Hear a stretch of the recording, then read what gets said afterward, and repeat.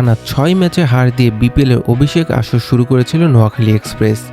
তবে সেই দুঃস্বপ্ন কাটিয়ে টানা দ্বিতীয় জয়ের স্বাদ পেল নবগত দলটি। ঢাকা ক্যাপিটালসের বিপক্ষে ৪১ রানের বড় জয় তুলে নিয়েছে নোয়াখালী। ১৮৫ রানের লক্ষ্য তাড়া করতে নেমে ১৪৩ রানেই গুটিয়ে যায় ঢাকা। শুরুতেই ইয়াসিনুল্লাহ তোপে বিধ্বংস হয় মিঠুনের দল, মাত্র ১৯ রানে হারায় ৪ উইকেট।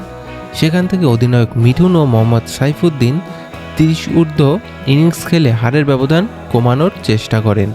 মিঠুন করেন ৩৩ আর সাইফুদ্দিন দলের হয়ে সর্বোচ্চ ৩৪ রান।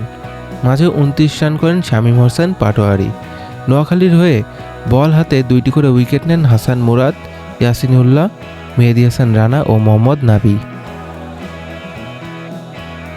এই প্রথম বিপিএলে দেখা গেল এক ঐতিহাসিক মুহূর্ত। প্রথমবারের মতো বাবা ছেলে একসঙ্গে মাঠে নামার ঘটনা। বাবা মোহাম্মদ নাবির সামনেই ব্যাট হাতে ঝড় তোলেন ছেলে হাসান ইসাকিল।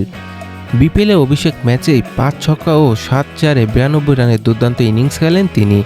মাত্র ৮ রানের জন্য সেঞ্চুরি হাতছাড়া হলেও ম্যাচসেরা পুরস্কার জিতে নেন ইসাকিল। তার ইনিংসেই ভর করে ৭ উইকেটে ১৮৪ রানের সংগ্রহ পায় নোয়াখালী। দ্বিতীয় সর্বোচ্চ ৪৮ রান করেন সৌম্য সরকার, আর ছেলে ইসাকিলের অভিষেক ক্যাপ দেওয়া নবী করেন ১৭ রান।